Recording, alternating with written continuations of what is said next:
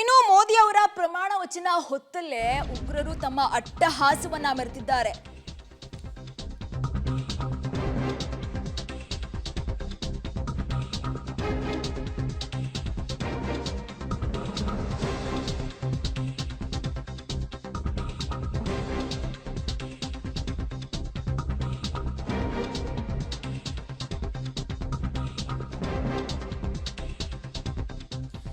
ಮೋದಿ ಅವರ ಪ್ರಮಾಣ ವಚನ ಹೊತ್ತಲ್ಲೇ ಉಗ್ರರು ತಮ್ಮ ಅಟ್ಟಹಾಸವನ್ನ ಮೆರೆದಿದ್ದಾರೆ. ಜಮ್ಮು ಕಾಶ್ಮೀರದ ರಿಯಾಸಿ ಪ್ರಾಂತ್ಯದಲ್ಲಿ ಗುಂಡಿನ ದಾಳಿ ನಡೆಸಲಾಗಿದೆ.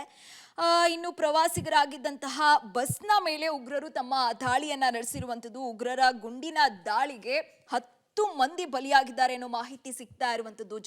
ಜಮ್ಮು ಕಾಶ್ಮೀರದ ರಿಯಾಸಿ ಜಿಲ್ಲೆಯಲ್ಲಿ ಯಾತ್ರಾರ್ಥಿಗಳು ಹೊರಟಿದ್ರಲ್ವಾ, ಆ ಬಸ್ ಕಂದಕಕ್ಕೆ ಉರುಳಿ ಬಿದ್ದಿತ್ತಂತೆ. ಇದಕ್ಕೂ ಮೊದಲು ಈ ಬಸ್ ಮೇಲೆ ಭಯೋತ್ಪಾದಕರು ಗುಂಡನ್ನ ಹಾರಿಸಿದ್ರು ಅನ್ನೋ ಮಾಹಿತಿ ಸಿಗ್ತಾ ಇದೆ.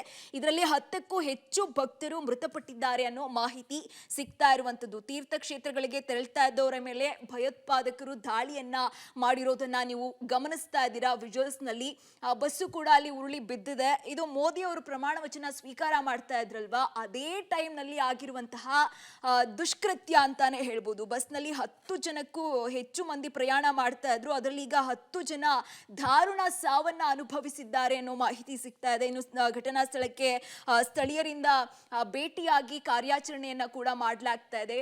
ಸ್ಕ್ರೀನ್ ನಲ್ಲಿ ಗಮನಿಸ್ತಾ ಇದ್ದೀರಾ, ಸ್ಥಳೀಯರು ಅವರೆಲ್ಲ ಒಂದು ರೀತಿಯಾಗಿ ಗಮನಿಸ್ತಾ ಇದ್ದಾರೆ, ಕಾರ್ಯಾಚರಣೆಯನ್ನ ಅಲ್ಲಿ ಮುಂದುವರಿಸ್ತಾ ಇದ್ದಾರೆ.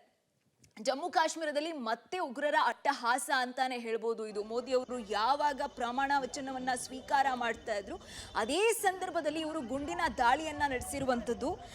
ಇದು ಜಮ್ಮು ಕಾಶ್ಮೀರದ ರಿಯಾಸಿ ಪ್ರಾಂತ್ಯದಲ್ಲಿ ನಡೆದಿರುವಂತಹ ಘಟನೆ. ಇದು ಯಾತ್ರಾರ್ಥಿಗಳ ಬಸ್ ಜಮ್ಮು ಮತ್ತು ಕಾಶ್ಮೀರದ ರಿಯಾಸಿನಲ್ಲಿ ಹೋಗ್ತಾ ಇತ್ತು. ಇದೇ ಸಂದರ್ಭದಲ್ಲಿ ಈ ಘಟನೆ ನಡೆದಿದೆ.